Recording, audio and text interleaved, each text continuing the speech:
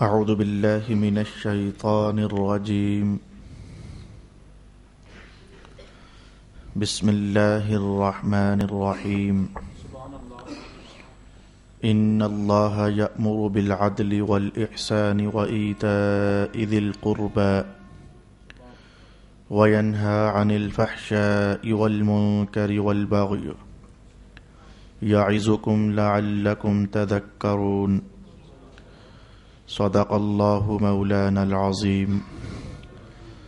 الصلاة والسلام عليك يا سيدي يا رسول الله.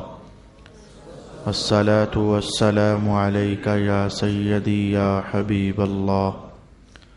الصلاة والسلام عليك يا سيدي يا شفيع المذنبين وعلى آلك وأصحابك يا سيدي يا رحمة للعالمين.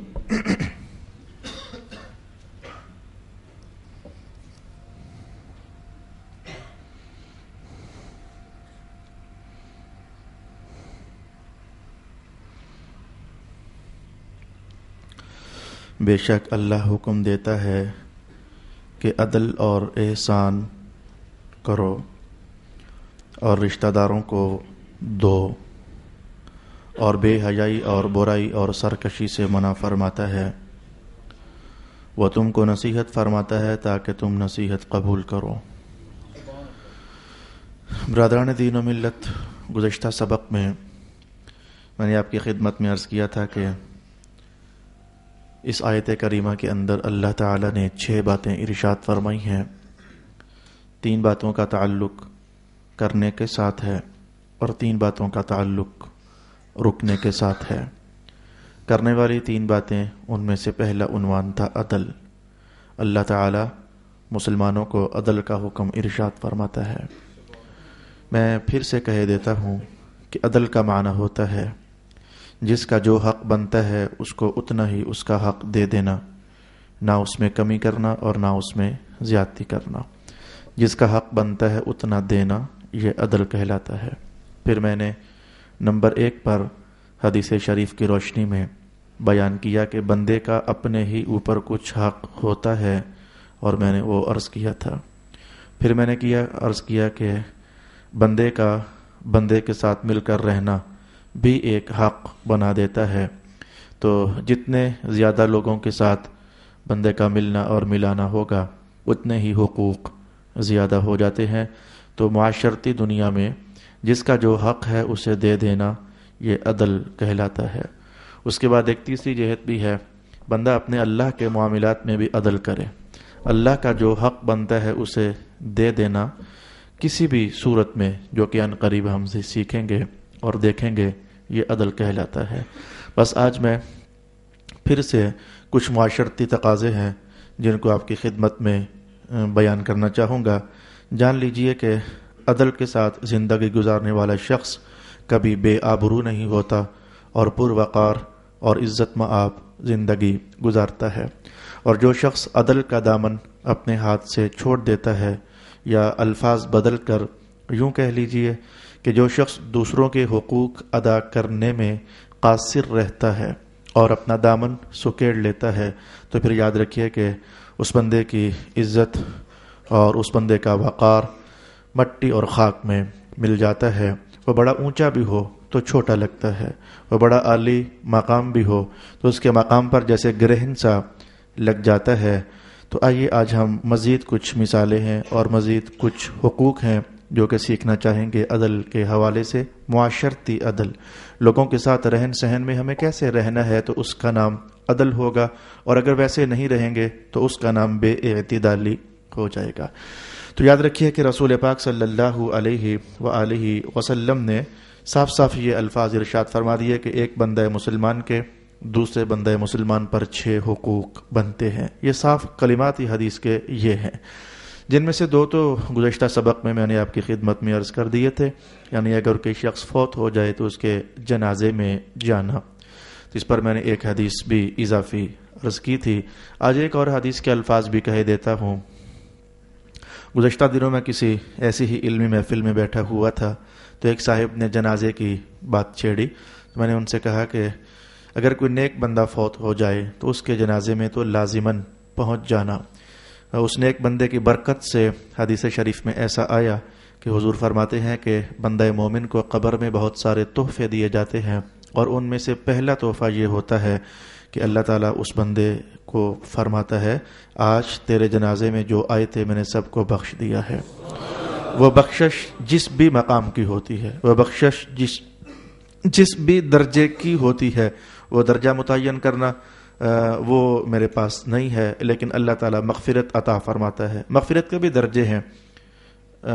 اب جب کہ میں نے جملہ بول دیا بطور اشارہ کہوں، کچھ لوگوں کی مغفرت قبر ہی میں ہو جاتی ہے باہر والوں کی دعا کی وجہ سے، اور کچھ لوگوں کی مغفرت یہ ہے کہ قبر میں جو عذاب شدید ہے تو مغفرت کی صورت یہ ہے کہ ذرا عذاب میں کمی ہو جاتی ہے. وہی تو ہے ان کی بخشش بھی. کچھ لوگ یہ ہے کہ ان کا معاملہ قبر میں عذابوں والا ہی رہتا ہے، تو بروز قیامت پھر رسول پاک علیہ السلام کی شفاعت سے وہ چھوٹیں گے. مغفرت تو یہ بھی ہے. کچھ لوگوں کا معاملہ یہ ہے کہ وہ دوزخ میں جائیں گے لیکن قلیل وقت کے لیے، تو پھر آخرکار نکال دیے جائیں گے. مغفرت تو یہ بھی ہے. کچھ لوگوں کے لیے مغفرت کا عنوان یہ ٹھہرتا ہے کہ اللہ پاک ان سے حساب ہی نہیں لیتا ہے اور بغیر حساب ہی کے جنت میں ڈال دیتا ہے. مغفرت کا ایک مقام یہ بھی ہے. کچھ لوگ ایسے ہیں جن سے حساب اگرچہ ہو جاتا ہے لیکن اللہ انہیں دوزخ میں ڈالے بغیر ہی جنت میں داخل فرما دیتا ہے. مغفرت کا ایک مقام یہ بھی ہے. الغرض مجھے یہ بحث تو نہیں ہے، البتہ حضور نے فرمایا کہ اول تحفۃ المؤمن، کہ مومن بندہ جو قبر میں پہنچے تو اس کا پہلا تحفہ یہ ہوتا ہے کہ اللہ تعالیٰ اس میں اس کے جنازے میں آنے والوں کو بخشش عطا فرما دیتا ہے.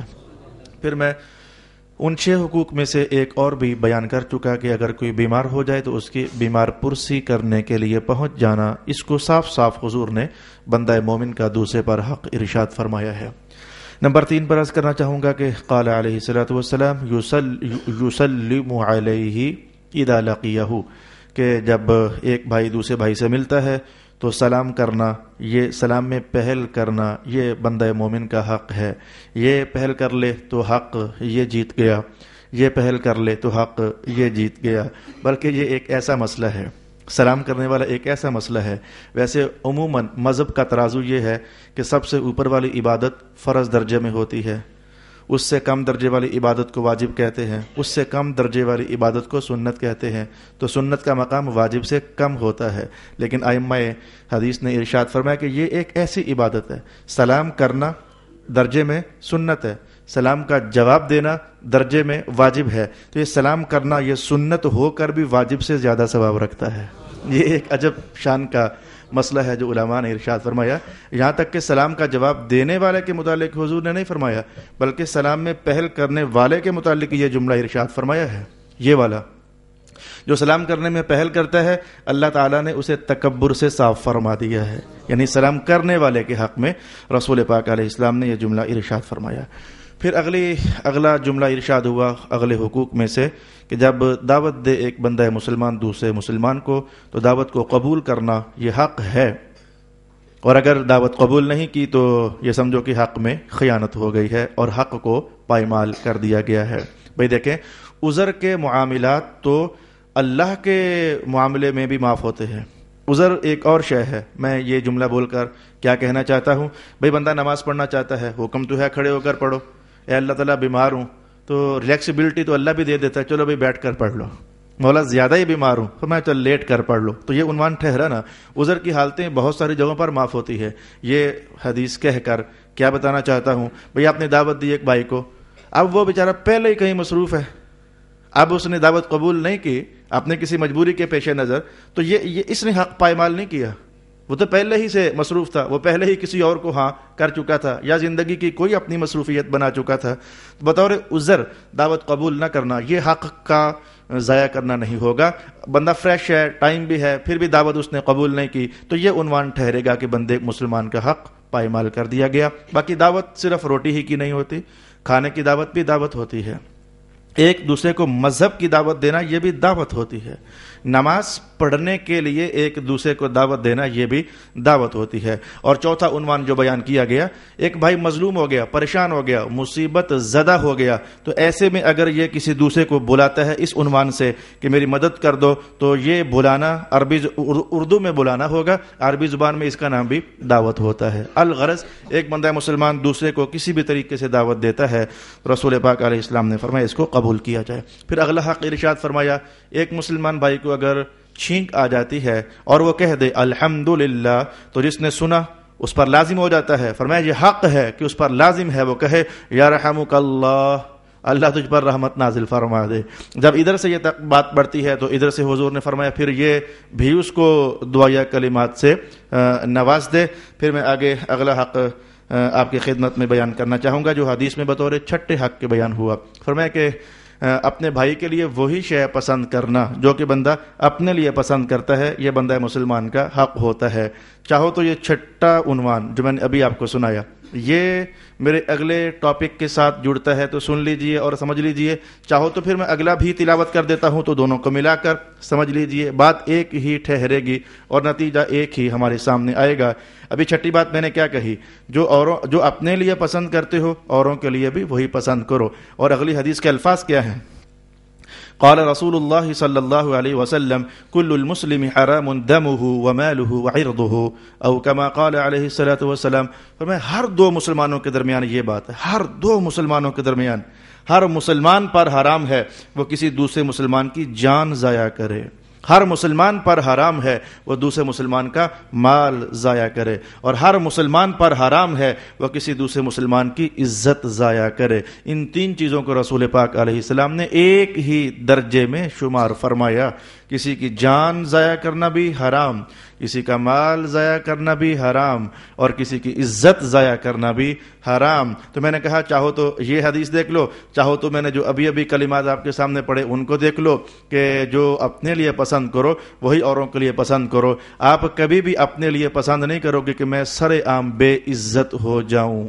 تو میرا خیال ہے کہ پھر خیال نہیں بلکہ مذہب کا عنوان ہے کہ اوروں کے لیے بھی یہی پسند کرو. اگر تمہیں کسی بھائی کا کوئی عیب معلوم ہو جائے تو پہلی بات تو یہ کہ عیب کی ٹو لگانا حضور کی عادت ہی نہیں ہے, رسول پاک علیہ السلام کی عادت مبارک ہی نہیں ہے انویسٹیگیشن کرنا. ہاں بھی کون کیا کر رہا تھا, کیا ہو رہا تھا, اس کی ایسا کوئی ویک پوائنٹ بتاؤ, تو یہ حضور رحمت عالم کی عادت ہی نہیں تھی. پہلا تو یہی جرم ہو گیا کہ خام خواہ دوسرے کے مخفی عنوانات تک رسائی حاصل کرنے کی کوشش کرنا. اگر کچھ بات پتہ لگ گئی تو میں کہوں گا رسول پاک علیہ السلام نے پھر سمجھایا ہے کہ پردہ پوشی کرو. نہ کرو گے تو میاں اس کا جو حشر آپ نے کیا, دوسرے کی عزت ضائع کر کے جو اس کا حشر کیا, اس کو اپنے دنیا میں نقصان پہنچایا, اور وہ بھی کتنا کو, بس تھوڑا ہی, کیونکہ اس نے صبر کرنا ہے تو اللہ کی مدد اس کے ساتھ جڑ جانی ہے. وہ شاید پھر اٹھ جائے.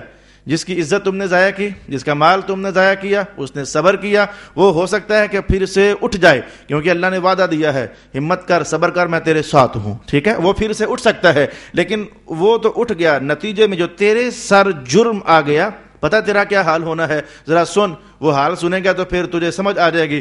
وہ تو شاید پھر سے اٹھ جائے, لیکن اگر میں گر گیا اور جہاں گر گیا تو شاید پھر میں اٹھ نہ سکوں. کیا الفاظ ہیں, ارشاد گرامی ہوا جو کسی کا پردہ پوش ہو جاتا ہے قیامت کو اللہ اس کے عیبوں کو چھپا لے گا. تمہارا پھر کیا نکلتا ہے کہ اگر تم نے کسی کا عیب نہ چھپایا تو پھر سرے محشر تمہارے عیبوں کو اچھال دیا جائے گا, تمہارے عیبوں کو بیان کر دیا جائے گا. بھی آٹومیٹیکلی نتیجہ ہے نا. اب بتاؤ, اٹھنے کا جہان دنیا تو ہے, آخرت نہیں ہے. سنبھلنے کا جہان دنیا تو ہے, آخرت نہیں ہے. اپنی اصلاح کر لینے کا جہان دنیا تو ہے, آخرت نہیں ہے. آخرت میاں جزا پانے کا جہان ہے. آخرت نتیجہ اکٹھا کرنے کا جہان ہے. آخرت تو اپنی کاشت کی ہوئی کھیتی کو کاٹنے کا جہان ہے. تو آپ نے دیکھا کہ کتنا زبردست فتنہ آپ نے اپنے لیے مول لے لیا کہ جس کو آپ نے گرایا وہ پھر سے اٹھ کھڑا ہوا, لیکن اس گرانے کے نتیجے میں جب تو گرایا جائے گا تیرے لیے اٹھنا مشکل ہو جائے گا. تو رسول پاک علیہ السلام کے ان الفاظ میں بڑی جان ہے, بڑی اس میں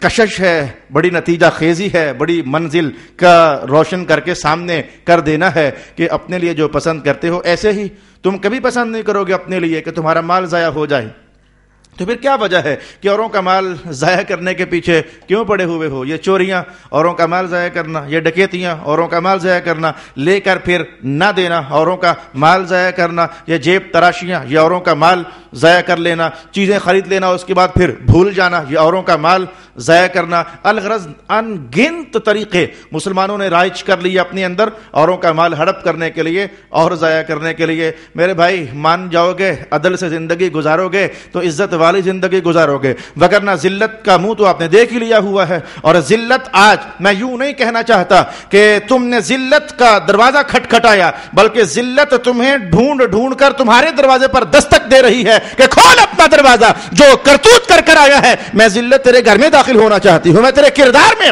داخل ہونا چاہتی ہوں، اور اب میں تیری شخصیت کو پارا پارا کر دینا چاہتی ہوں۔ سمجھ نہیں پڑ رہی کیا بندہ ذلت کا دروازہ کھٹکھٹا رہا ہے یا پھر ذلت بندے کا دروازہ کھٹکھٹا رہی ہے؟ میں نے کہا عدل سے جینا یہ مصطفی راہوں میں چل کر رحمت کمانے کے مترادف ہوا کرتا ہے۔ ان اللہ یأمر بالعدل، پھر میں بازاروں میں بیٹھنے والوں سے، منڈی میں بیٹھنے والوں کو، دکانوں پر بیٹھنے والوں کو رسول اللہ کا یہ فرمان کیوں عرض نہ کر دوں کہ ارشاد فرمایا کہ اگر تمہارے پاس کوئی سودا واپس کرنے آئے نا تو سودا واپس کر لیا کرو۔ یہ مسلمانوں کے حقوق میں سے رسول پاک علیہ السلام نے فرمایا یہ بڑی معتدل زندگی ہے اور یہ بڑی بیلنسڈ زندگی ہے کہ سودا واپس کرنے آئے تو سودا واپس کر لیا کرو۔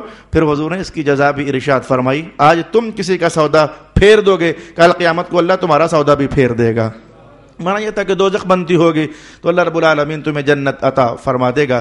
یہاں تک میرا خیال ہے کہ بہت ساری مثالیں ہوئیں، میں نے معاشرتی حوالے سے بہت ساری مثالیں آپ کو کہنے کی کوشش کی ہے۔ اب چونکہ جو بھی میں نے گزشتہ نشست میں یا آج کی نشست میں ابھی تک کہا وہ کوئی نئی بات نہیں تھی، گزشتہ مختلف اسباق میں آئے ہوئے اسباق کو میں نے ذرا اکٹھا کر کے تو ایک دم سے ایک نئے سبق میں جوڑ کر آپ کی خدمت میں عرض کرنا چاہا تھا۔ تو میں نے کہا کہ بندہ عدل سے جیے اپنے معاملے میں، بندہ عدل سے جیے اوروں کے معاملے میں، اور بندہ عدل سے جیے اللہ کے معاملے میں۔ تو اللہ کے معاملے میں بھی عدل ہے، چاہو تو میں اس کی تصویر بیان کر دیتا ہوں۔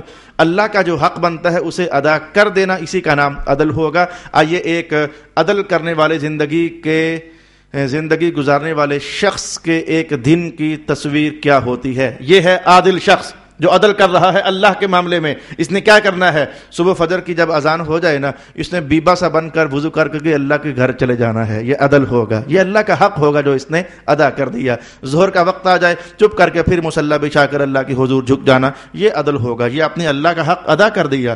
اور عصر اور مغرب اور عشاء ایسے ہی ہے، وقت آ جائے تو نماز کے لیے اپنے سر کو جھکا دینا، یہ آپ نے اللہ کے معاملے میں عدل سے کام لیا۔ اور جو شخص یہ عدل نہیں کر رہا، وہ ایک نہیں کئی اذانیں ہو جاتی ہیں تو وہ بے آبرو مندانہ زندگی جی رہا ہے۔ کم از کم ایک مومن بندے کے دل میں اس کا پیار نہیں ہے، کم از کم اللہ کے دربار میں اس کی محبت کی بات نہیں ہے۔ یہ اللہ کے دربار میں محبت کی بات ہونا، یہ میں نے عنوان کہاں سے پڑھ لیا؟ یہ اصل میں حدیث شریف کے الفاظ ہیں۔ رسول پاک علیہ السلام نے فرمایا جب کوئی بندہ زیادہ نمازیں پڑھتا ہے، فرضوں کے ساتھ نفل بھی جوڑ کر، جب کوئی بندہ زیادہ نمازیں پڑھتا ہے تو اللہ رب العالمین اس سے محبت کرنے لگ جاتا ہے۔ اور صرف محبت کرتا ہی نہیں بلکہ اللہ تعالیٰ آسمانوں میں حضرت جبریل سے فرماتا ہے کہ میں اس سے پیار کرتا ہوں، تو بھی پیار کر۔ صرف اتنا ہی نہیں، مزید آرڈر جاری ہوتا ہے، آسمان والوں کو بھی اعلان کر دیا جائے کہ اللہ اس سے پیار کرتا ہے، تم بھی اس سے پیار کرو۔ صرف اتنا ہی نہیں، اب آئیے وہ جملہ جس کی خاطر میں نے کہا، اللہ تعالیٰ فرماتا ہے کہ اس بندے کا پیار لوگوں کے دلوں میں ڈال دیا جائے۔ پھر یہ وجہ ہوتی ہے کہ اہل اللہ کا تقدس، ان کا احترام اور ان کے ادب کی بات، ان کی عقیدت مندی کی آواز بندے کے اپنے ہی سے آ رہی ہوتی ہے۔ کوئی پاکیزہ سا چہرہ نظر آ جائے۔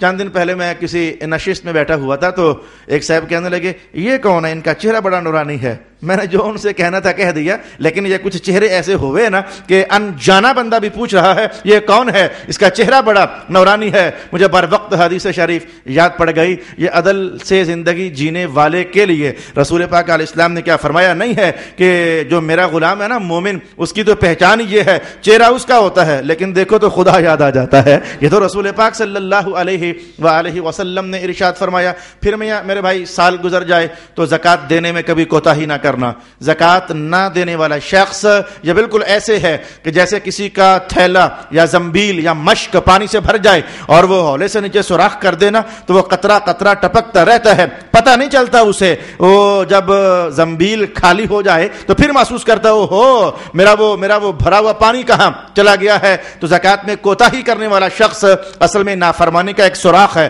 جو اپنی دولت قدے میں کر لیتا ہے اور پھر آہستہ کبھی چھوٹا نقصان ادھر, کبھی چھوٹا نقصان ادھر, کبھی چھوٹا نقصان ادھر, کبھی ادھر مال کھپ گیا, کبھی ادھر پیسہ ہڑپ ہو گیا, کبھی اس نے اس کا دبا لیا. وہ کرتے کرتے وہ خالی ہاتھ ہو جاتا ہے. تو زکوٰۃ دینا یہ اللہ کا حق ہے, قربانی دینا یہ اللہ کا حق ہے, فطرانہ ادا کرنا یہ اللہ کا حق ہے, اور عشر بر وقت ادا کر دینا یہ اللہ رب العالمین کا حق ہے بندوں پر. پھر اگر اللہ نے سرمایہ عطا فرما دیا تو عمرے کا تقاضا تم سے نہیں ہے کہ عمرہ کرو اور بس خلاصی پا جاؤ. عمرے کا تقاضا نہیں ہے, عمرہ کرنا سنت, ہمت ہو تو کرو, نہ کرو تو گناہگار کم از کم بندہ نہیں ہے. لیکن حج تو وہ شے ہے جس کے بارے میں قرآن نازل ہوا ہے یہ کہتے ہوئے کہ جو اللہ کے گھر جانے کی طاقت رکھتا ہے وہ حج کے لیے چلا جائے. یہ حج کو اللہ نے فرض قرار دے دیا. کتنے ایسے احباب ہیں کہ جن کو اللہ نے کروڑوں روپے عطا فرمائے لیکن آج تک وہ حج کی سعادت سے محروم ہیں, وہ مجرم ہیں بیچارے, اور کتنے سے وہ یہ جرم کرتے چلے آ رہے ہیں اور اللہ کے معاملے میں وہ عدل سے نہیں رہ رہے ہیں. اور پھر میں نے ان کے منہوں سے یہ سنا ہے کوئی خوشحالی نہیں ہے, کوئی پریشانی ہے, کوئی غم ہے, کوئی مصیبت سی چھائی رہتی ہے, زندگی کچھ قابو میں نہیں ہے. تو میں نے پہلے نہیں کہا ہے کہ اگر ترازو اوپر نیچے ہو جائے نا تو بھیا وہ قابو میں کہاں رہتا ہے, بیلنس ہو تو وہ قابو میں رہتا ہے. تم نے اللہ کا حق ضائع کر کے خود ہی اپنی زندگی کو بے آبرو کر دیا ہے. تم نے خود ہی غموں کا بوجھ اپنے کندھوں پر لاد لیا ہے. بس یہ جملہ تو میں نے سنا, بس کچھ کرتے ہیں یہ تو میں نے سنا, لیکن وہ کبھی حج کی تصویر بن کر یہ جملہ سامنے نہ آیا. سوچتے رہو میاں کہ کچھ کرتے ہیں, ان قریب کہیں ایسا نہ ہو جائے تمہارا ہی کچھ ہو جائے اور تمہیں بلاوا آ جائے, اٹھ بس تیری زندگی کی مہلت ختم ہو گئی ہے. تب یہ تیرا بولا ہوا جملہ کوئی مقام تو نہیں پائے گا اللہ کے ہاں. تب یہ تیرا کہا ہوا احساس کچھ کرتے ہیں یہ تجھے کچھ لے کر تو نہیں دے سکتا ہے. وہ کتنا بیبا بندہ ہے, کہاں اللہ اکبر اللہ اکبر, کہاں وہ عنوان تھا صحابہ کا. میری حدیث پر ایک نظر پڑ گئی ہے. میں کہوں کہ اللہ پاک ہمیں اس پاکیزہ زندگی کے نقش جمیل نصیب فرمائے جو زندگی صحابہ پاک نے جی ہے, اور ہمیں اس زندگی کی خوشبوئیں نصیب فرمائے جو خوشبوئیں رب کائنات نے حضور رحمت عالم کے غلاموں کو عطا فرمائی ہوئی تھیں. یہ دیکھو حضور نے اتنا فرمایا کہ نماز کے بعد 33 بار سبحان اللہ پڑھنا چاہیے, 33 بار الحمدللہ پڑھنا چاہیے, اور 34 بار اللہ اکبر پڑھنا چاہیے. یہ کتاب الصلاۃ مشکات المصابیح میں باب الاذکار بعد الصلاۃ میں یہ حدیث شریف پڑھی جا سکتی ہے. حضور نے اتنا تو فرما دیا. تو حدیث کے الفاظ ہیں کہ ایک صحابی گھر جا کر لیٹے سوئے تو خواب میں ایک فرشتہ آیا اور کہا کہ تم 33 بار سبحان اللہ, 33 بار الحمدللہ, 34 بار اللہ اکبر, کل ملا کر 100 ہو گیا, تو تم یہ پڑھتے ہو؟ کہا ہاں جی ہم تو یہ پڑھتے ہیں. فرشتہ کہنے لگا میری رائے ہے اگر مان لو تو 25 بار تم درمیان میں کہیں لا الہ الا اللہ ڈال لو نا, تو 25 بار سبحان اللہ, 25 بار الحمدللہ, 25 بار اللہ اکبر اور 25 بار لا الہ الا اللہ ڈال لو, اللہ کا نام ہے, 100 تو پھر بھی پورا ہو جائے گا. تو رائے ہے میری. میں کہوں گا کہ صحابہ کے الفاظ سن لیجئے. کہنے لگے ہاں کر لیں گے, لیکن کرنے سے پہلے ضرور رسول اللہ سے ایک بار پوچھیں گے ضرور کہ حضور اجازت دیتے بھی ہیں یا کہ نہیں دیتے ہیں. صبح اٹھ کر حضور کے دربار میں حاضری ہوئی تو یہ بات ساری کہی. حضور نے فرمایا جعلوہ لا حرج فیہ, کر لو, کوئی حرج والی بات نہیں ہے. لیکن یہ کتنا پاکیزہ زندگی کا پہلو ہے. لیا ہے اللہ کا نام, لانے والا فرشتہ, لینے والا صحابی. کہتے ہیں نہ ابھی تک حضور نے فرمایا نہیں ہے. اللہ کا نام بھی اس طریقے سے آئے نا, جب تک حضور اجازت نہیں دیں گے ہم قبول نہیں کریں گے. یہ تھا زندگی کا پاکیزہ ترین عنوان جو صحابہ کو اللہ پاک نے عطا فرمایا ہوا تھا. یہ کیا گدلی سی زندگی ہوئی, اچھا پڑھ لیتے ہیں بس دے لیں گے, اچھا حج کر لیں گے, وہ کرنا ہی ہے, ابھی بڑی زندگی پڑی ہوئی ہے. یہ کتنے کالے عنوان ہیں انسانی زندگی کے, اور تاریخ راہیں ہیں انسانی زندگی کی جس پر چلنے سے کبھی منزل مراد میسر نہیں ہوا کرتی ہے. ارشاد گرامی ہوا ان اللہ یامر بالعدل والاحسان, عدل کے ساتھ زندگی جینا, اعتدال کے ساتھ زندگی جینا. ابھی تک تو میں نے آپ کو اللہ کے حقوق میں کچھ کرنے اور نہ کرنے کے حوالے سے بتایا ہے. میں کہوں گا میرے بھائی عقیدے کے اندر بھی اعتدال ہونا چاہیے, عقیدے کے اندر بھی اعتدال ہونا چاہیے. میں 1 2 3 مثالیں آپ کی خدمت میں کہوں گا تو آپ کے لیے سمجھنا آسان ہو جائے گا. ایک نظریہ دہریت کا چل رہا ہے اس کارگاہ حیات میں، ایک نظریہ دہریت کا چل رہا ہے. دہریوں کا خیال یہ تھا کہ یہ جو ہوتا ہے خود ہی ہوتا ہے، اس کے پیچھے کوئی قوت کار فرما نہیں ہے. اچھا، ایک نظریہ چل رہا تھا کہ کائنات میں جو کچھ بھی ہو رہا ہے اس کے پیچھے کوئی قوت ہے اور وہ ایک نہیں ہے، وہ کئی ہیں.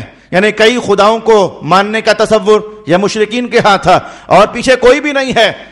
یہ تصور دہریوں کے ہاں پایا جاتا تھا. بھئی ہے تو وہ بھی غلط کہ کائنات کا نظام خود چلتا ہے، چلانے والا کوئی نہیں ہے، یہ بھی غلط ہے. اور یہ کہنا کہ چلانے والا تو ہے لیکن وہ کئی ہیں، یہ بھی غلط ہے. یہ دیکھو ایسے میں رسول اللہ علیہ السلام نے کتنی خوبصورت آواز دی. میں کہ یہ بھی نہ کہو کہ چلانے والا کوئی نہیں ہے، کوئی ہے، اور یہ بھی نہ کہو کہ وہ زیادہ ہے بلکہ وہ ایک ہی اللہ ہے. تو رسول اللہ نے درمیان عدل اعتدال والا قول اور عنوان اور ایمان اور عقیدہ عطا فرما دیا. میں ایسے ہی یہودیوں کے حوالے سے کہنا چاہوں گا کہ یہودیوں کے ہاں اگر کوئی قتل ہو جاتا تو ان کا نظریہ یہ تھا کہ قتل کے بدلے میں قتل کر دینا ضروری ہے. قتل کے بدلے میں قتل کر دینا ضروری ہے. یعنی یہ جو مذاہب کے درمیان عدل کی بات ہے، میں اس کی ایک مثال آپ کے سامنے لانا چاہتا ہوں. قتل کر دینا ضروری ہے. اور عیسائیوں کا خیال یہ تھا کہ اگر کوئی قتل کر دے کسی کو تو معاف کر دینا ضروری ہے. یہودی کہتے تھے قتل کرنا ضروری ہے اور عیسائی کہتے تھے معاف کر دینا ضروری ہے. ایسے میں رسول اللہ علیہ السلام نے فرمایا کہ بات یہ ہے کہ قتل ہو جانے کے بعد یہ معاملہ وارثوں کے ذمے ہے. اگر وہ پسند کریں تو قتل کروا لیں، وہ پسند کریں تو معاف کر دیں اور دیت وصول کر لیں اور بدلے میں کوئی ہرجانہ ورجانہ وصول کر لیں. یہ درمیان کا راستہ، نہ وہ شے لازم کر دی اور نہ یہ شے لازم کر دی. رسول اللہ علیہ السلام نے معتدل مزاج زندگی عطا فرمایا. میں ایسے ہی کہنا چاہوں گا، کچھ لوگوں کو ناسبی کہا جاتا ہے جو اہل بیت کی توہین کرتے ہیں. گالی دے دی حسین کو، گالی دے دی امام حسن پاک کو، گالی دے دی مولا علی مشکل کشا کو، اور ماتھے پر بل چڑھ گیا خاتون جنت کا نام سن کر، اور وہ صحابہ کی جے پکارتے ہیں. ابو بکر زندہ باد، عمر زندہ باد، عثمان زندہ باد، یہ سارا کچھ چلتا ہے. لیکن جہاں حضور کے خاندان کے تقدس کی بات ہو جائے تو ان کو پسینے آ جاتے ہیں، ان کی زبان گونگی ہو جاتی ہے اور ان کے قلم کچھ بھی لکھنے سے جامد ہو جاتے ہیں اور وہ ایک پتھر کے چٹان کے ٹکڑے کی طرح وہ کچھ لکھ نہیں سکتے ہیں. اور کچھ لوگ ایسے بھی ہیں جنہوں نے اہل بیت کی تو خوب عزت کی، امام حسن کے مقام کو آسمان تک پہنچایا ہے، کوئی شک نہیں ہے. امام حسین کا پھریرا آسمان تک لہرایا اور ہے، کوئی شک نہیں ہے. امام علی المرتضیٰ کو پتہ نہیں کون کون سے مقام پر بٹھایا اور ہے، کوئی شک نہیں ہے.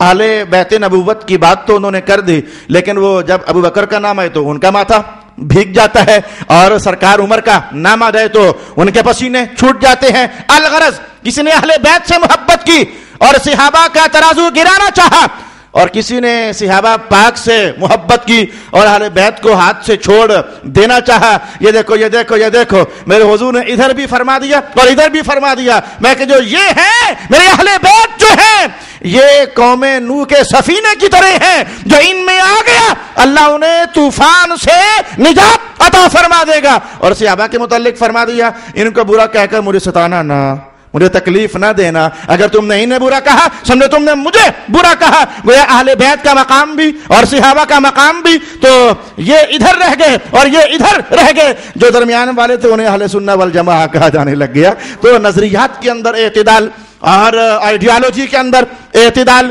مذاہب کی دنیا میں اعتدال اور عمل میں اعتدال، زندگی میں اعتدال، شب و روز میں اعتدال. میں کہوں گا کہ اہل سنت ایک کم سی مثال تمہاری بھی ہے. اگر کہیں اپنی اصلاح کر لو تو خطیب تو آواز دے سکتا ہے. ایک بے اعتدالی کی تصویر تمہارے ہاں بھی ہے، ایک نہیں اور بھی ہے، اور پھر اور بھی ہے اور پھر اور بھی ہے. میں کہہ دیتا ہوں ان قریب موسم کیا آنے والا ہے؟ میلاد شریف کا. مبارک ہو جائے، میلاد کا موسم ہے، بڑی خوشی والی بات ہے. اب محفل نعت سجے گی، محفل سیرت سجے گی، سرکار کے معجزات کا اظہار ہوگا، کمالات کا بیان کیا جائے گا، نہ جانے کیا کیا عطائیں جو اللہ کی طرف سے ہوئیں وہ کہی جائیں گی. یہ ساری باتیں ٹھیک ہیں، لیکن بے اعتدالی کیا ہے؟ میرے بھائی آپ محفل نعت کرو یا کوئی جلسہ کرو اور رات بھر کرتے جاؤ رات 2 بجے فارغ ہوئے 3 بجے فارغ ہوئے، میں کہوں گا یہاں تک بھی غلط نہیں ہے، صحیح ہے، لیکن پھر آپ تھک کر چور ہو کر اس قدر گر گئے اور نڈھال ہو گئے کہ جاتے ہی بستروں کی زینت بن گئے، اور صبح 10 بجے تمہاری آنکھ کھلی، ہاں جی اب کام خراب ہو گیا ہے، اب کام خراب ہو گیا ہے۔ رسول پاک علیہ السلام نے کبھی بھی یہ نہیں سکھایا ہے کہ میری محبت کرتے کرتے، میری نعت پڑھتے پڑھتے نماز قضا کر دینا، حضور نے کبھی یہ ارشاد نہیں فرمایا ہے، اور نعت سنتے سنتے تم نمازیں ضائع کر دینا، رسول اللہ علیہ السلام نے کبھی یہ ارشاد نہیں فرمایا ہے۔ حضرت امیر المؤمنین عمر ابن الخطاب، آج فجر کی نماز ہوئی تو ایک دوسرے صحابی تھے، موجود نہ ہوئے، پتہ کرتے کرتے ان کے گھر چلے گئے، فرمایا آیا نہیں ہے، ماں کہنے لگی وہ رات کو نفل زیادہ پڑھتا رہا تھا اس لیے سو گیا تھا تو آنکھ نہیں کھلی، میں کہ وہ رات ایک نفل بھی نہ پڑھتا لیکن فجر کی نماز میں آ جاتا، یہ بہتر تھا، رات ایک نفل بھی نہ پڑھتا اور فجر کی نماز میں آ جاتا، یہ بہتر تھا۔ یعنی بیلنس نظام یوں ہوگا، اگر تمہارا زیادہ ذوق بن بھی گیا کہ ہم نے 6 گھنٹے محفل نعت سننی بھی ہے، سبحان اللہ 6 گھنٹے سنو، لیکن خدا را جس سونے کی نعت پڑھتے رہے اس کی نماز تو ضائع نہ ہونے دو نا، جب فجر کا وقت ہے تو نماز بھی پڑھنا، پھر یہ عدل ہوگا، وگرنہ آپ نے بے اعتدالی کر لی ہے، یا محفل کرو ہی چھوٹی نا تاکہ پریشانی کا سامنا ہی نہ کرنا پڑے۔ اور میں ایک اور بے اعتدالی بتا دیتا ہوں، نظریات کے حوالے سے بھی بہت ساری بے اعتدالیاں اہل سنت آپ میں پائی جاتی ہیں۔ یہ قبروں کا طواف کرنا یہ حرام ہے، اور قبروں پر چڑھاوے چڑھانا یہ حرام ہے، مذہب میں کوئی اس طرح کی بات نہیں ہے۔ یہ نظر عبادت ہے اور وہ صرف اللہ کے لیے ہے، اگر آپ اللہ کے علاوہ کسی اور کے لیے نظر ماندو یہ آپ نے غلط کام کر دیا، یہ بے اعتدالی کر دی۔ ایک طبقہ وہ ٹھہرے جو کہے مزارات پر جانا ہی حرام، اور ایک طبقہ وہ ٹھہرے جو مزارات والوں کے سامنے سجدہ ریز بھی ہو جائے وہ بھی غلط ہے، اور یہ بھی غلط ہے۔ مزار پر جانا مصطفیٰ جان رحمت کی سنت ہے، اور وہاں پھر سجدہ نہ کرنا اور غیر خدا کو خدا سے نہ ملانا یہ بھی مصطفیٰ جان رحمت کی سنت ہے۔ یہ دونوں حضور رحمت عالم کا طریقہ مبارک۔ بھئی میں نے کیا پڑھ دیا آپ کے سامنے، ہر ہفتے کا دن ہوتا تو حدیث کے الفاظ پڑھ لیجئے، کسی بھی حدیث کی کتاب میں ہر ہفتے کا دن ہوتا تو رسول پاک علیہ الصلوۃ والسلام میدان مقام احد پر تشریف فرما ہوتے، اور جو صحابہ شہید ہو چکے تھے ان کے لیے ہاتھ اٹھا کر دعا کیا کرتے تھے۔ یہ رسول اللہ علیہ السلام کی سنت ہے، مبارکہ ہے۔ مزار کہو یا قبر کہو، مزار پر جانا ٹھیک ہوا، لیکن وہ طواف نہ کرنا اور سجدہ نہ کرنا، اور یہ کیا ضعیف الاعتقادی ہے کہ وہاں جا کر کے ککروں کے ساتھ لیرے باندھ دینا اور کپڑے باندھ دینا، یہ جبکہ عنوان اعتدال زندگی کا ہے۔ تو میں آپ کو صاف صاف کہنا چاہوں گا یہ مذہب نہیں ہے کہ وہاں جا کر اب لیرے باندھو، یہ مذہب نہیں ہے کہ عورتوں کے پراندے وہاں آپ جا کر ٹانگاؤ اور جھاڑو پر جھاڑو آپ وہاں جا کر رکھاؤ۔ ہمارے مذہب نے جو سکھایا، کسی بھی صاحب قبر کے پاس جاؤ تو باوضو ہو کر جاؤ، وہاں جا کر تلاوت کرو، تلاوت کر کے تو کہو اے اللہ جو میں نے پڑھا ہے اس کا ثواب صاحب قبر کو پہنچا دے۔ یہ ہے معتدل طریقہ۔ میں کہوں گا جنہوں نے جانا ہی حرام کہا وہ بھی غلط، اور جو جاتے ہیں اور پھر غلو کر لیتے ہیں وہ بھی غلط۔ میں یہ اعتدال کی بات آپ کی خدمت میں عرض کرنا چاہوں گا۔ اپنی خواتین اللہ اکبر وہاں جا کر، بھئی وہاں تو تقدس معابی حاصل کرنے جاتے ہیں، وہاں تو اللہ کی رحمت اور اس سے آنے والی برکت حاصل کرنے جاتے ہیں، وہاں جا کر موویاں اور پھر وہاں جا کے اور بھی بہت سارے ہوش روبا مناظر، کم از کم عقیدہ اہل سنت اس بات کی اجازت نہیں دیتا ہے۔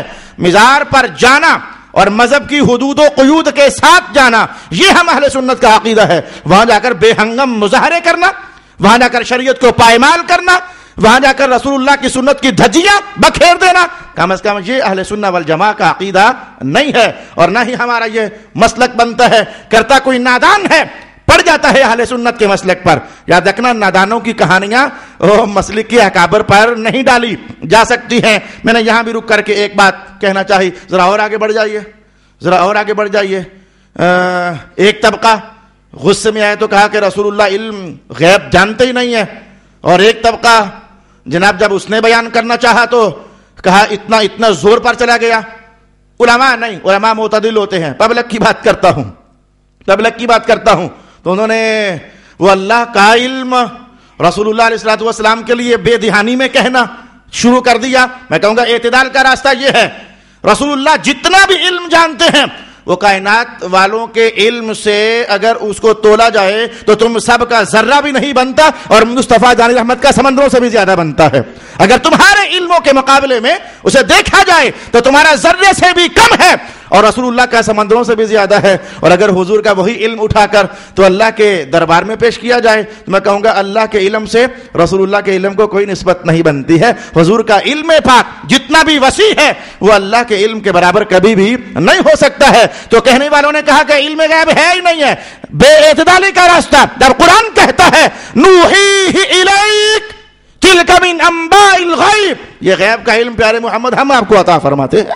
جب قرآن کہے تو میں کہوں گا ماننا لازم، اور پھر ساتھ یہ بھی کہے کہ جتنا بھی ہے ہوتا اللہ کی طرف سے ہے، کہیں سے ملتا ہے، بس یہی فرق ہو جاتا ہے.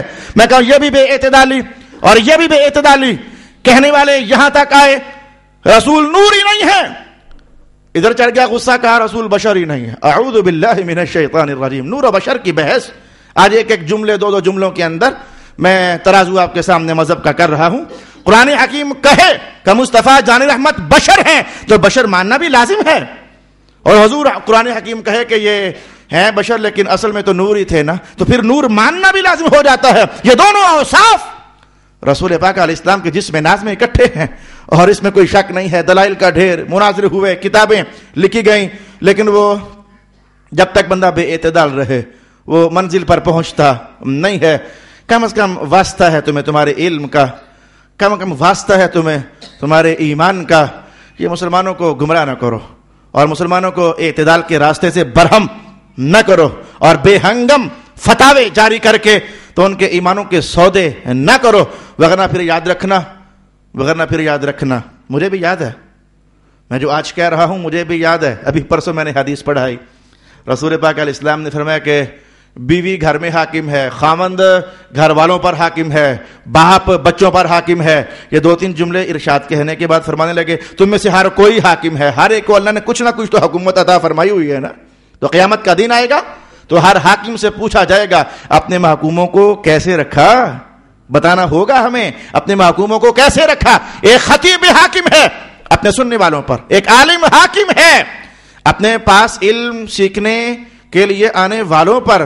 یاد رکھنا عالم نے خیانت کر دی، جو راستہ بنتا نہیں تھا وہ بتا دیا، عقیدہ غلط بتایا، مسئلہ غلط بتایا، نظریہ غلط بتایا اور ایمان کا سوتا ٹھنڈا کرنے کا اہتمام کر دیا.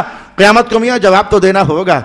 قیامت کو سارے کٹہرے میں ہیں، عالم بھی کٹہرے میں ہے، سننے والے بھی کٹہرے میں ہیں، امام بھی کٹہرے میں ہے اور خطیب بھی کٹہرے میں ہے. ایسے میں آواز ہے بڑی دل ربا، بڑی دلوں کو قرار دینے والی، بڑی ٹھنڈی، بڑی میٹھی، بڑی خوشبودار آواز کہاں سے ہے؟ ان اللہ یامر بالعدل. اللہ کہتا ہے جہاں بھی رہو عدل کے ساتھ رہو، اعتدال کے ساتھ رہو. بے اعتدالی کا راستہ ٹھیک نہیں ہوتا ہے. ارشاد گرامی ہوا. اچھا ایسے ہی اب میرا وقت بھی سمٹنے سے قریب ہو رہا ہے، میں کون سی مثال آپ کی خدمت میں بیان کروں. رسول اللہ علیہ السلام کو یہ بھی کہہ دیا گیا مر کر مٹی خاک میں مل گئے، نعوذ باللہ العزیز، خاک میں ملے ان کے دشمن. اور ادھر سے زور لگا دیا گیا تو بھئی فریقین ہے نا، ادھر سے زور لگا دیا گیا تو فرمایا حضور تو زندہ ہے. یعنی وہ جو درمیان کا راستہ ہے، تھوڑی دیر کے لیے قول قبول کیا جائے کہ حضور زندہ ہیں لیکن وہ موت کے دروازے سے گزر کر پھر آگے گئے ہیں. موت کا قانون یہ اللہ رب العالمین کی طرف سے ہر مخلوق کے لیے ہے، حتیٰ کہ حضرت اسرائیل علیہ السلام کو بھی تو آخر ایک دن مرنا ہے. کھربوں انسانوں کی روحیں نکالیں لیکن آج خود اللہ کے حضور وہ جان کا نذرانہ دیا جا رہا ہے. جبریل امین کو بھی آخر ایک دن موت قبول کرنی ہے. اسرافیل کو بھی آخر جن کے سور پھونک دینے سے کائنات فنا ہو جائے گی انہیں بھی آخر ایک دن موت کا جام پینا ہے. تو موت کا انکار کرنا بھی ٹھیک نہیں ہے اور موت قبول کرنے کے بعد پھر اس نئی تازہ شگفتہ اور خوشبوؤں سے بھری ہوئی زندگی کا انکار کرنا بھی ٹھیک نہیں ہے. اعتدال کا راستہ. ارشاد گرامی ہوا ان اللہ یأمر بالعدل والاحسان وایتاء ذی القربى وَيَنْهَى عَنِ الْفَحْشَاءِ وَالْمُنْكَرِ وَالْبَغْيِ. جب میں نے آپ کو کہا تو کیا میں جب تک قرآن کے ترازو میں آپ تلو گے آپ کا وزن کم ہوگا تو صحیح تو ہونا پڑے گا آپ کو. میں کہوں گا یہ بھی عدل نہیں ہے. یہ اگر یہ عدل نہیں ہے، ایک رات کے بارے میں حضور فرمائیں، دھیان سے سننا ذرا میں جو بات کہنے والا ہوں. وہ صحابی نے کیا کہا تھا؟ میں ساری رات نماز پڑھوں گا. میں نہیں تیرا حق ہے سو. اگر ایک رات وہ ساری رات نماز کے لیے پڑھنے کی بات کریں، فرمایا نہیں۔ دوسرا کہ میں شادی نہیں کروں گا، فرمایا نہیں۔ اگر ایک دن رات کے لیے بیوی سے الگ ہونا، بال بچوں سے الگ ہونا، نماز نماز نماز نماز نماز 24 گھنٹے نماز، فرمایا نہیں۔ تو پھر میں کہوں گا 6 مہینے کے لیے الگ ہونا یہ بھی ٹھیک نہیں ہے، یہ 4 مہینوں کے لیے گھر سے غائب ہونا یہ بھی ٹھیک نہیں ہے، اور پھر 9 مہینوں کے لیے غائب ہونا پھر یہ بھی ٹھیک نہیں ہے۔ میں اعتدال، میں یہ اللہ اکبر، قرآن حکیم نے، رسول اللہ علیہ السلام نے جو یہ فرمایا کہ حج کرنے کے لیے جاؤ نا، تو حج بھی کرنے کے لیے جاؤ نا تو گھر میں خرچہ چھوڑ کر جاؤ، وہ ان کا بندوبست کر کے جاؤ، ان کا وہ دانا راشن پانی پورا کر کے جاؤ۔ اب خبر ہے جو میرے پاس، میں کیا کہوں، اب مجھے خبر، میرے پاس ہے جو خبر کہ بندہ 6 مہینے کے لیے گھر سے غائب ہو جائے اور گھر والوں کو پوچھا ہی نہ، وہ جیتے ہو کہ مر گئے ہو، نہ راشن کا، نہ دانے کا، نہ پانی کا اہتمام، اور کہنا کہ اللہ کے حوالے ہے یا اس طرح اللہ کے حوالے۔ مذہب یہ نہیں سکھاتا ہے۔ میں ایک حدیث اس پر کہہ دیتا ہوں۔ ایک صحابی نے پوچھا حضور توکل کیا ہے؟ میں توکل یہ نہیں ہے کہ اونٹ کھلا چھوڑ دو تو کہہ دو مولا تیرے والے، یہ نہیں۔ توکل یہ ہے کہ اپنی طرف سے پورا بندوبست کرو، اونٹ کی رسی سے اس کی ٹانگ باندھو، باندھ کر کہو مولا جو مجھ سے ہو سکتا تھا وہ تو میں نے کر لیا، اب تیرے حوالے ہے۔ یعنی پورا اہتمام کرنا، پورا بندوبست کرنا، تو پھر اللہ کے حوالے کرنا، اسے توکل کہا جاتا ہے۔ الغرض بھائی باتیں بہت ساری ہیں، سیکھنے کے لیے بھی، سمجھنے کے لیے بھی، بس آپ جانیے مذہب ہمیں ہمارا سکھاتا ہے عدل کے ساتھ زندگی گزارنا۔ آپ کی حیرت گم نہیں ہو جائے گی کیا؟ مجھے جب کہ چند سیکنڈ اجازت دیتے ہیں تو میں کہوں کیا حیرت گم نہیں ہو جائے گی؟ اس بات کو حضرت مولا علی قاری نے نقل فرمایا، رسول پاک علیہ السلام سے زندگی بھر ایک شب بیداری بھی ثابت نہیں ہے۔ مغرب ہو تو فجر تک حضور جاگتے رہیں، ایک شب بیداری بھی ثابت نہیں ہے۔ یہ میرا بیان نہیں ہے، میرے پاس اتنا علم ہی نہیں ہے کہ میں چیک کروں، یہ تو محدثین نے کہا کہ ایک رات بھی ایسا نہیں ہوا کہ رسول اللہ علیہ السلام نے ساری رات شب بیداری فرمائی ہو، حتیٰ کہ وہ رات جس میں ہم سمجھتے ہیں کہ آج جاگنا ہی چاہیے۔ قیام اللیل کی بات آئی ہے کہ راتوں کو قیام کرو، لیکن اس کے اپنے طریقے ہیں جو حضور نے سمجھائے۔ میں کہوں گا شب برات کی کہانی ہے نا وہ، کہ آج سیدہ عائشہ فرماتے ہیں کہ حضور تشریف لائے، شب برات تھی تو تھوڑی دیر کے لیے اپنے اضافی کپڑے ہٹا کر رکھے، لیٹ گئے، لیٹنے کے بعد پھر اٹھے تو باہر تشریف لے گئے، میں تلاش کرتی گئی تو وہ قبرستان میں کھڑے تھے۔ شب برات کی بات تھی، شب برات بھی ہوتی میرے حضور اس میں بھی آرام لازمی کیا کرتے تھے، اس میں تھوڑی دیر لیٹا کرتے تھے۔ میں کہوں گا حج کے موقع پر یہ حدیث شریف میں نے اپنے استاد گرامی سے پڑھی کہ حاجی لوگ جب میدان عرفات پر سے دن گزار کر آتے ہیں تو رات مزدلفہ میں رکنا ہوتا ہے نا، تو علماء سمجھاتے ہیں کہ جاگو جاگو جاگو جاگو، لیکن شاہ صاحب نے میں اپنے استاد صاحب سے حدیث پڑھی کہ آج کی رات بھی رسول اللہ علیہ السلام تھوڑی دیر آرام فرما ہوئے تھے، وہ جسے شب مزدلفہ کہتے ہیں، وہاں بھی رسول پاک علیہ السلام نے آرام فرمایا، کیونکہ سارا دن کی تھکاوٹ ہے اور اگلے دن پھر کام پر کام ہے، مسلسل محنت ہے۔ تو یہ تھی رسول اللہ علیہ السلام کی اعتدال سے بھری ہوئی زندگی۔ اس عنوان کو اگر طویل کیا جائے تو اور بھی بہت سی تصویریں دیکھی جا سکتی ہیں، لیکن میں نے بھاگتے بھاگتے، تھمتے تھمتے، رکتے رکتے، دبتے دبتے، سمجھتے سمجھتے اور سمجھاتے سمجھاتے چند مثال